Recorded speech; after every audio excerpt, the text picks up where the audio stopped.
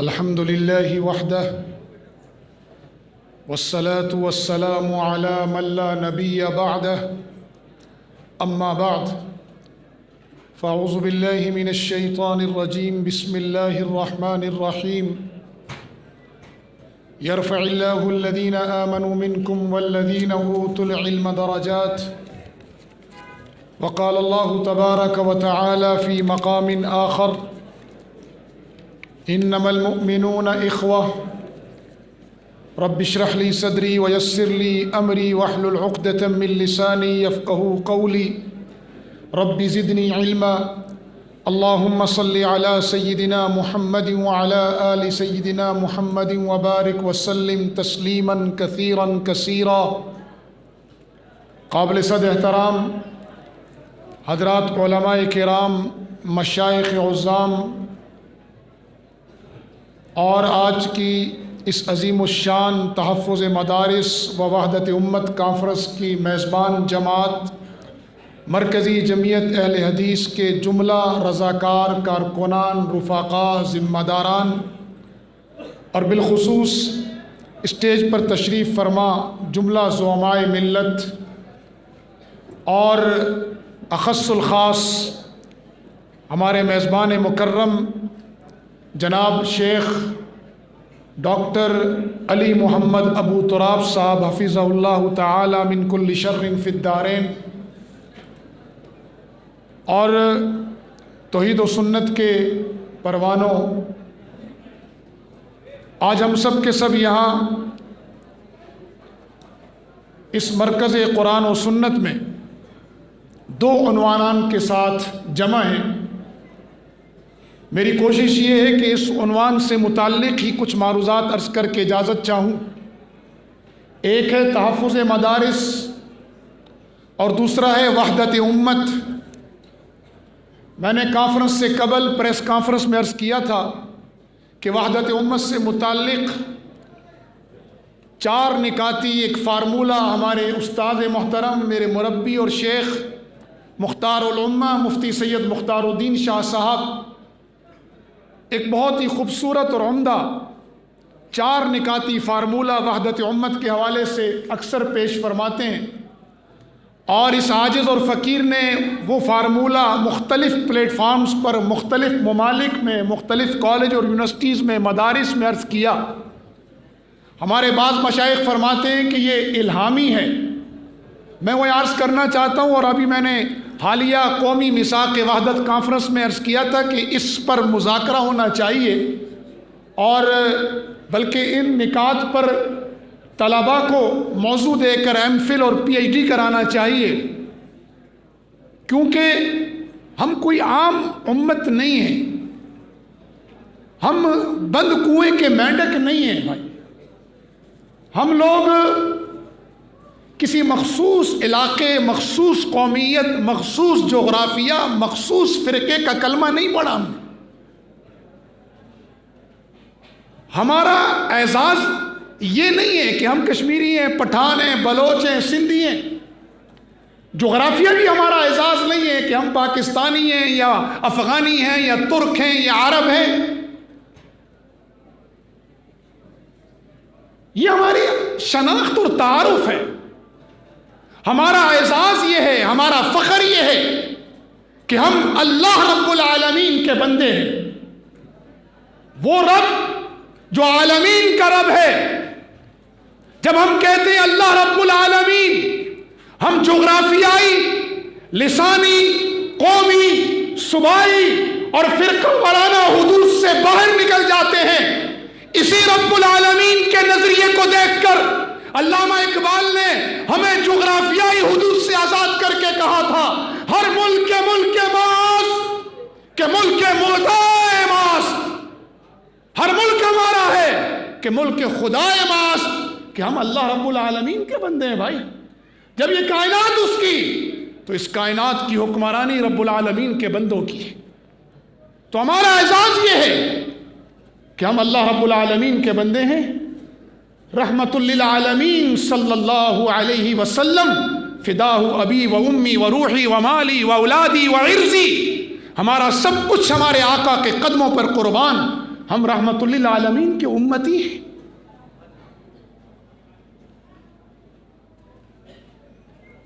اور پھر ہمارے پاس اللہ رب العالمین کا بندگی ہونے کا شرف، رحمت للعالمین کے امتی ہونے کا اعزاز کے ساتھ ساتھ ہم بے سند اور بے بنیاد لوگ نہیں ہیں۔ ہمارے پاس ہدی للعالمین جیسا نظام زندگی ہے۔ کوئی چیز ہماری نہ وہ قومی حدود میں ہے، نہ صوبائی، نہ لسانی، نہ فرقہ، نہ مسلک، ہماری تو ہر چیز جہانوں پر مشتمل ہے۔ ہم بندے ہیں تو رب العالمین کے، ہم امتی ہیں تو رحمت للعالمین کے۔ ہم جس نظام کے پابند ہیں، جس نظام کو ہمیں اپنانے کو کہا گیا ہے، جو نظام ہماری دنیا اور آخرت کی کامیابی کا ضامن ہے، جسے ہم قرآن مجید کہتے ہیں، وہ نظام ہے ہدی للعالمین، سارے جہانوں کی ہدایت۔ ان بنیادی باتوں کے بعد میں حضرت کے وہ نکات عرض کرنا چاہتا ہوں، صرف اجمالاً۔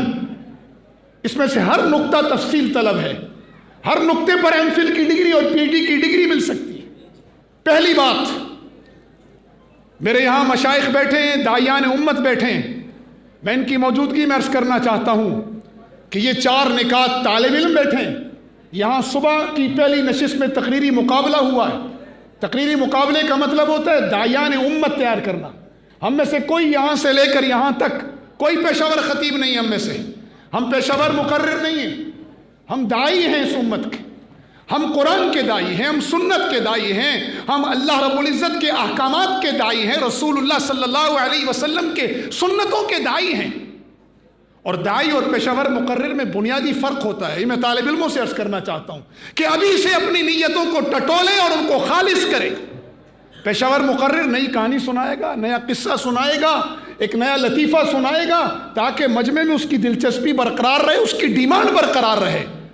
داعی قرآن سنائے یا سنت بیان کرے، وہ منطق کے مسئلے حل کرے یا فلسفہ بیان کرے، وہ فقہ کے امور بیان کرے یا حدیث کی اسناد ذکر کرے، وہ دنیا کے کسی بھی موضوع پر چلے جائے، اس کی تان آ کر ٹوٹے گی اس بات پر کہ ان الحکم الا للہ العظمت للہ، حکم صرف اللہ کا اور بڑائی ساری اللہ کی ہے۔ کیونکہ وہ داعی اللہ ہے، وہ داعی السنہ ہے، وہ داعی الرسول ہے، وہ داعی القرآن ہے، وہ دنیا جہان میں۔ چنانچہ آپ یہاں سے لے کر وہاں تک مجھ سے قبل علامہ فاروقی صاحب، سردار یوسف صاحب، جتنے بھی خطبہ یہاں داعیان تشریف فرما ہیں، آپ کسی کی بات سن لیں، ان کی دعوت کا خلاصہ یہی ہوگا کہ العظمت للہ، کہ بڑائی صرف اللہ کے لیے ہے۔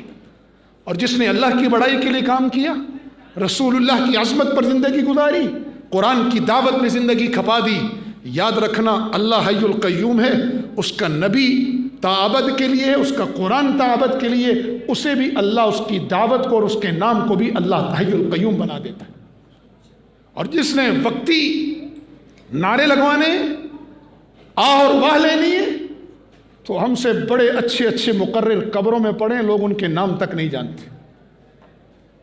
اس لیے میں عرض کر رہا ہوں کہ داعیان امت بیٹھے، یہ 4 نکاتی اجمالی عرض کر رہا ہوں، تفصیل پھر کبھی انشاءاللہ۔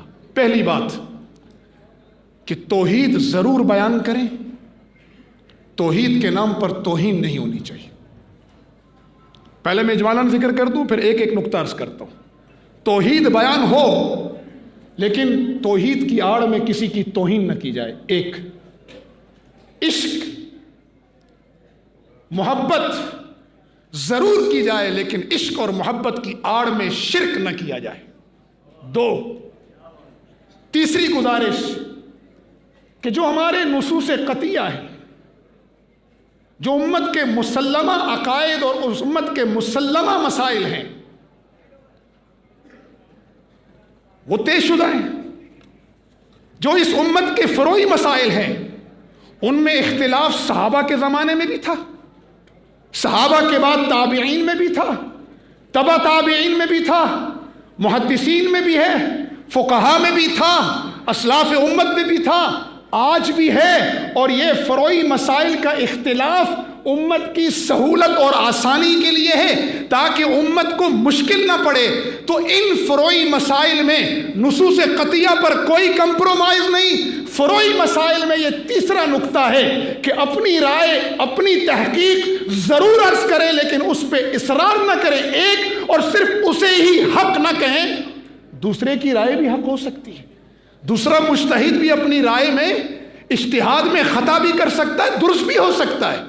یہ تیسری گزارش ہے کہ فروعی مسائل میں اپنی رائے پر اصرار نہ ہو اور صرف اسے ہی حق نہ سمجھا جائے، دوسرے مجتہد، دوسرے فقیہ، دوسرے محدث کی رائے بھی حق ہو سکتی ہے۔ آپ خطا پر ہو سکتے ہیں، وہ خطا پر ہو سکتا ہے، آپ ٹھیک ہو سکتے ہیں، وہ بھی ٹھیک ہو سکتا ہے۔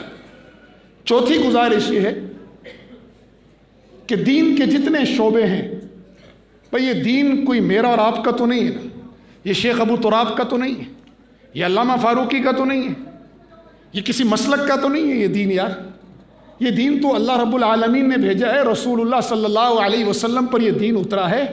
تو میرے نبی نے جو دین کے شعبے بتا دیے ہیں، دین کی جتنی شاخیں ہیں یا ان شعبوں کی جو آگے شاخیں ہیں، وہ سارے کا سارا دین ہے۔ پہلے کبھی کہیں ہم لڑ رہے ہیں جغرافیہ کے نام پر، انا العرب انا الترک، کہیں ہم لڑ رہے ہیں صوبائیت کے نام پر، تقسیمیں، کہیں ہم لڑ رہے ہیں زبان کی بنیاد پر، کہیں برادری اور قبائل کی بنیاد پر، اور کہیں مسلکوں کی بنیاد پر۔ اب مسلکوں سے بھی آگے چلے گئے، اب دین کے شعبے بھی مستقل مذہب بن گئے۔ تو دین کے جتنے شعبے ہیں، میں درخواست کر رہا ہوں، یہ چوتھا اصول ہے، چوتھا نقطہ، کہ اللہ کا واسطہ ان شعبوں کو باہم نہ ٹکرائیں۔ یہ سب دین کے شعبے ہیں۔ دعوت و تبلیغ دین کا شعبہ ہے، کیا آپ کو انکار ہے اس سے؟ کیا بلغ ما انزل الیک من ربک وَإِن لَمْ تَفْعَلْ فَمَا بَلَّغْتَ رِسَالَتَهُ، کیا یہ ترغیب اور پھر اس کے بعد تنبیہ یہ قیامت تک آنے والی امت کے لیے نہیں ہے؟ جی آپ سے پوچھ رہا ہوں جی، چونکہ ایک سنجیدہ موضوع ہے، مجھے پتہ ہے آپ لوگ کدھر سے گرم ہوتے ہیں اور کہاں سے ٹھنڈے ہوتے ہیں، مجھے معلوم ہے۔ علامہ فاروقی صاحب ماشاءاللہ آپ کے ایمانی جذبات کو عروج پر لے گئے تھے، تو جذبات کے ساتھ نظریات کی پختگی بہت ضروری ہے، ورنہ چڑھائی ہوتی ہے 120 پر اور پھر پسپائی ہوتی ہے 140 پر۔ جی ہاں، تو علامہ نے آپ کے جذبات ایمانی بڑھائے ہیں، تو میں نظریے کی طرف پختگی عرض کرنا چاہتا ہوں، ورنہ میرے پاس ایک نعرہ ایسا ہے کہ وہ آگ لگاتا ہے تن بدن میں۔ تو میں نظریے کی بنیاد پر کچھ سوالات اور کچھ باتیں عرض کرنا چاہتا ہوں۔ جی، دعوت و تبلیغ دین کا شعبہ ہے یا نہیں؟ رسول اللہ صلی اللہ علیہ وسلم نے کیا یا نہیں کیا؟ ٹھیک ہے، میں اس کی جتنی شکلیں، میں کسی خاص شکل کی بات نہیں کر رہا، منبر و محراب سے لے کر تصنیف و تالیف سے لے کر دعوتی قافلوں سے لے کر خطباء کی خطابت سے لے کر داعیان کی دعوت سے لے کر جتنی بھی اس کی شکلیں، کیا رسول اللہ صلی اللہ علیہ وسلم کا یہ شعبہ نہیں ہے؟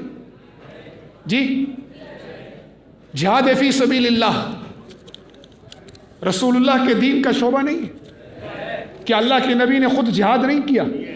بدر سے لے کر احد، احد سے لے کر خندق، اور خندق سے لے کر حنین میں تیروں کی بوچھاڑ سے لے کر غزوہ تبوک کا وہ مشقتوں بھرا سفر، حضرت حمزہ کی لاش کے ٹکڑوں سے لے کر خود رسول اللہ صلی اللہ علیہ وسلم کے دندان مبارک شہید ہونے تک، یہ عمل سارا کہاں ہوا؟ جہاد فی سبیل اللہ میں نہیں ہوا؟ تو جہاد دین کا شعبہ ہے یا نہیں؟ تعلیم و تعلم دار ارقم سے لے کر اصحاب صفہ کے چبوترے تک، کیا یہ دین کا شعبہ نہیں ہے؟ جی، کیا تزکیہ نفس دین کا شعبہ نہیں ہے؟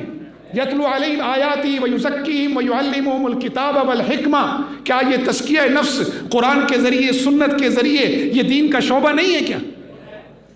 سیاست اسلامیہ، کیا میرے نبی نے ہمیں مصلی امامت کے ساتھ تخت مدینہ نہیں دیا؟ تو کیا یہ دین کا شعبہ نہیں ہے؟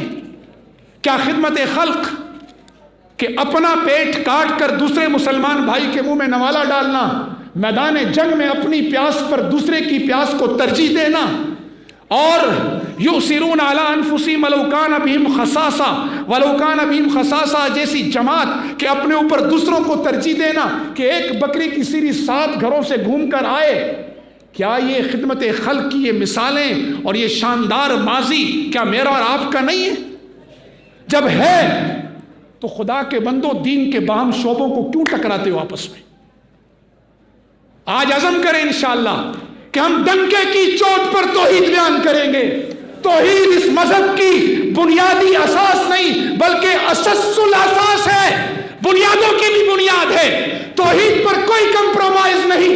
ان اللہ لا یغفر ان یشرک بہ ویغفر ما دون ذلک ویغفر دون ذلک، یہ ہماری اساس ہے۔ ہم توحید بیان کریں گے لیکن توہین نہیں کریں گے اس کی آڑ میں عشق اللہ کی ذات سے لے کر رسول اللہ تک، رسول اللہ سے لے کر صحابہ تک، صحابہ سے لے کر علماء و مشائخ تک، علماء اور مشائخ سے لے کر ماں باپ تک، ماں باپ سے لے کر بیوی بچوں تک، پھر ہر مسلمان سے لے کر ہر انسان تک، اور بلکہ ہر جاندار تک میرا نبی مجھے، میرا دین مجھے، میرا قرآن مجھے محبت کی تعلیم دیتا ہے۔ ہم عشق کریں گے، محبت کریں گے۔ اہل ایمان تو ویسے بھی الذین آمنوا اشد حبا للہ، اللہ کی محبت میں سخت ہوتے ہیں۔ میرے نبی نے فرما دیا کہ جب تک میں تمہیں تمہارے ماں باپ سے کل جہان سے زیادہ محبوب نہ ہو جاؤں، میں تمہارا ایمان کامل نہیں ہو سکتا جب تک محمد تمہیں کل جہان سے زیادہ محبوب نہ ہو۔ تو محبت ہمارے دین کی بنیاد ہے، اللہ سے، رسول سے، ماں باپ سے، مشائخ سے، بیوی سے، بچوں سے، ہر مسلمان سے، ہر انسان سے، ہر جاندار سے، ہمیں ہر جگہ کی بتائی گئی ہے۔ میں تفصیل میں نہیں جاتا۔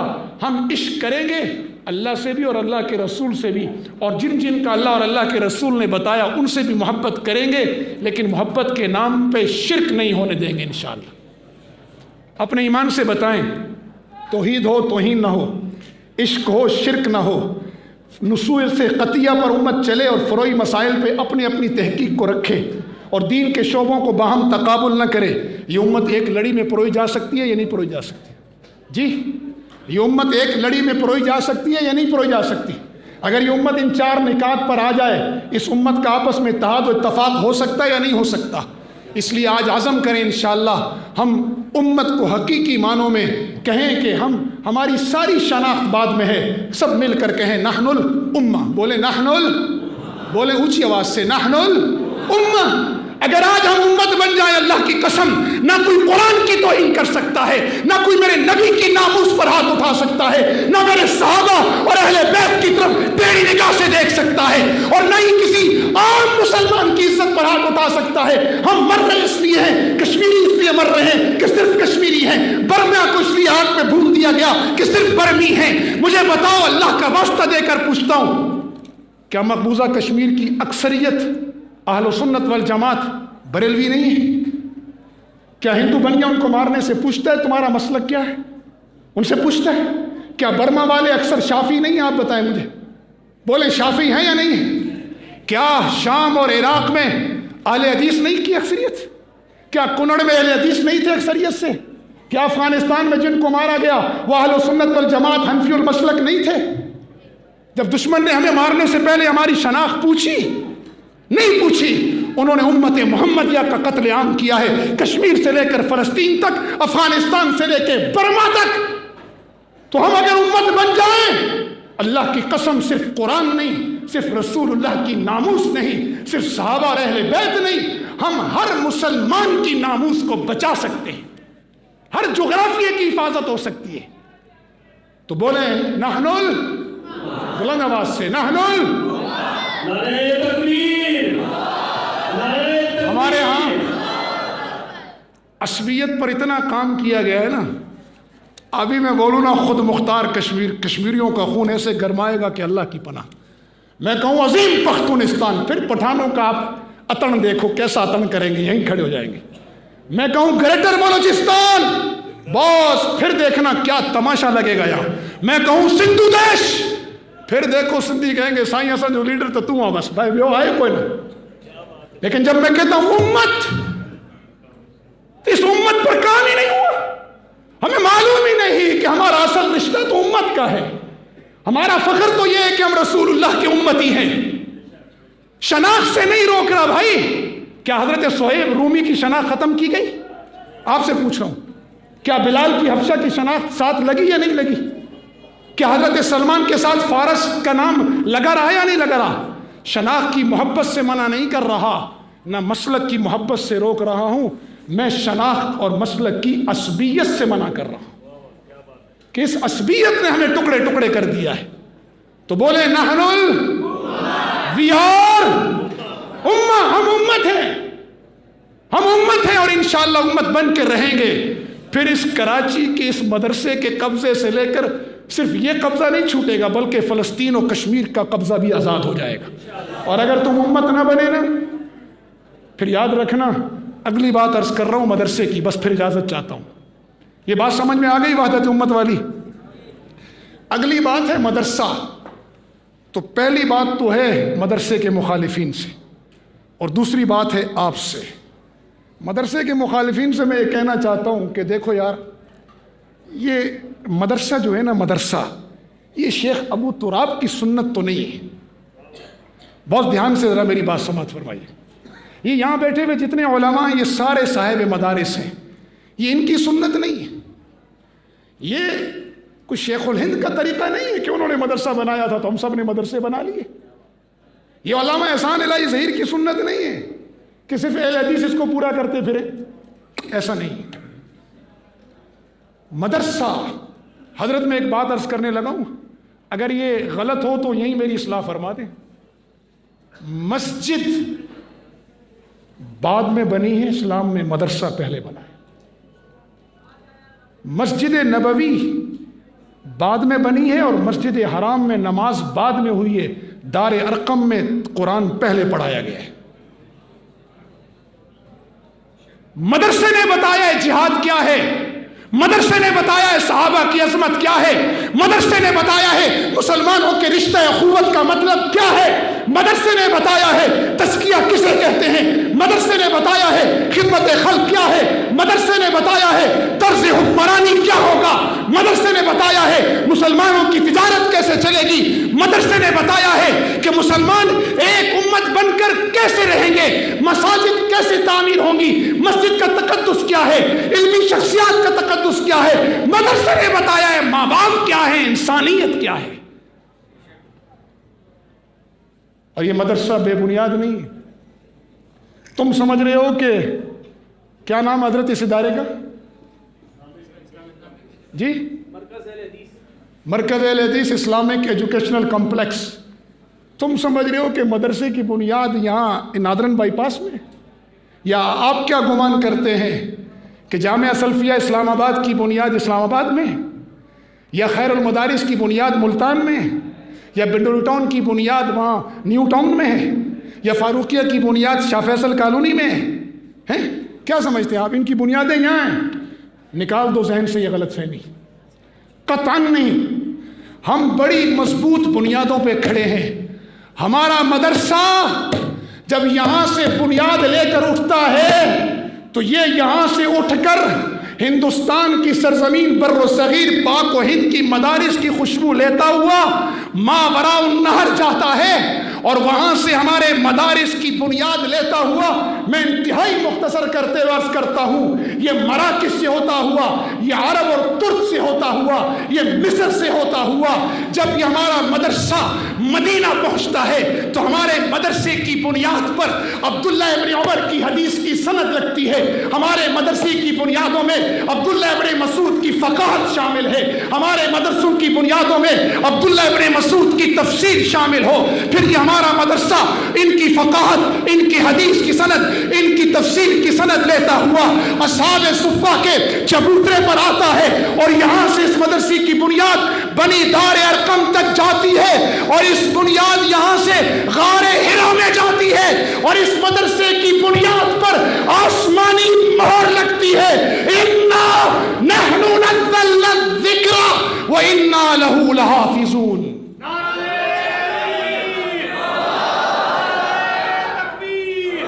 ہماری جڑیں یہاں ہیں، ہماری بلندی کہاں ہے؟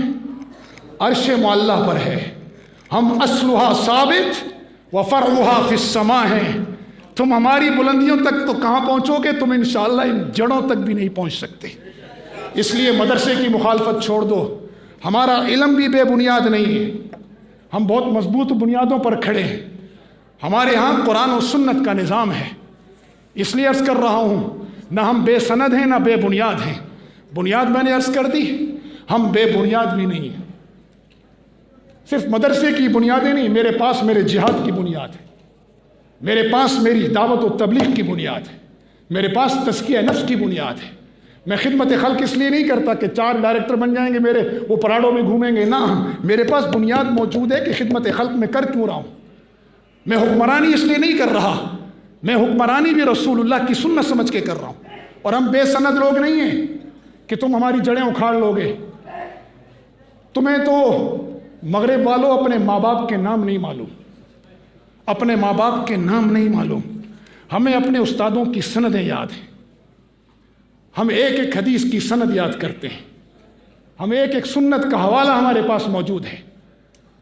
میرے صحابہ کو اللہ جزائے خیر دے، انہوں نے جب رسول اللہ کے فرامین نقل کیے تو صرف فرامین نقل نہیں کیے، حرکات بھی نقل کی۔ کیا آپ نے وہ احادیث نہیں پڑھی جس میں ہمارے اکابر احادیث پڑھاتے ہوئے وہ حرکات کی سند بھی ساتھ نقل کرتے؟ جہاں وہ ہاتھ رکھا تھا میرے نبی نے، وہیں ہاتھ رکھ کر وہ حدیث پڑھاتے۔ اتنی مضبوط بنیاد ہے میری سند کی۔ میں صرف طلباء اور عوام کے لیے عرض کر رہا ہوں کہ احساس کمتری سے نکلیں، کمپلیکس سے نکلیں۔ ہمیں خواہ مخواہ احساس کمتری میں مبتلا کیا گیا ہے، بلا وجہ ہم احساس کمتری کا شکار ہیں۔ نکلیں تو آگے، اور اللہ کو بتائیں ہم آپ کے بندے ہیں، رسول اللہ کی امتی ہیں، حامل قرآن ہیں۔ خدا کی قسم یہ دنیا تمہارے قدموں میں ہوگی، یہ آپ کے قدموں میں ہوگی۔ احساس کمتری چھوڑو، جاؤ جا کے یورپ والوں سے پوچھو تمہارے باپ کا نام کیا ہے۔ باپ کے بعد اکثر کو تو باپ کا پتہ نہیں، دادا کو تو پتہ ہی نہیں کسی کو، اور پردادا تو خال خال کسی کو معلوم ہوگا، خال خال۔ ہمیں اپنے باپ دادا نہیں، اپنی علمی سندیں بھی یاد ہیں۔ جب ہم اپنی علمی سند رکھتے ہیں تو یہ مت سمجھا کرو کہ تم یہاں سے علم کی اشاعت کو روک لو گے۔ ہم بڑی مضبوط بنیادوں پر کھڑے ہیں۔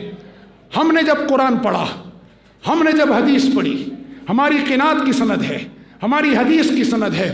مثلا مجھے اجازت حدیث ملی حضرت اقدس حضرت مولانا سرفراز خان صفدر صاحب سے، حضرت اقدس ڈاکٹر شیخ الحدیث شیر علی شاہ صاحب سے، حضرت شیخ الاسلام مفتی تقی عثمانی سے، حضرت شیخ التفسیر در مفتی ظفر علی خان صاحب سے۔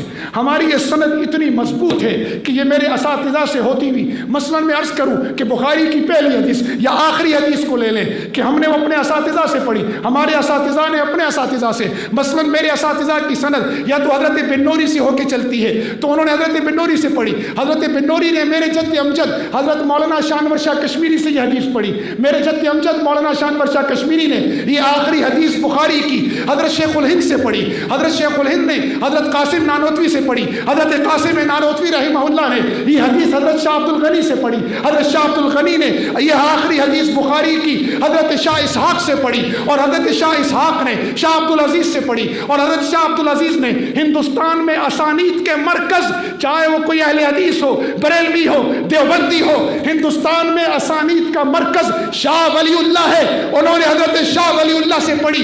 پھر یہ علامہ سرخسی سے ہوتی ہوئی یہ حدیث، میرے ان بزرگوں سے ہوتی ہوئی یہ حدیث کی سند حضرت، جب ہم جاتے ہیں امام بخاری تک تو امام بخاری سے احمد ابن اشکاب تک، اور احمد ابن اشکاب نے یہ حدیث محمد ابن فضیل سے لی، محمد ابن فضیل نے ابن قعقاع سے لی، انہوں نے ابو ذرا سے لی۔ حضرت ابو ذرا فرماتے ہیں کہ میں نے سنا رسول اللہ صلی اللہ علیہ وسلم کے صحابی اور جانثار ابو ہریرہ سے کہ وہ فرما رہے تھے کلمتان حبیبتان الی الرحمن۔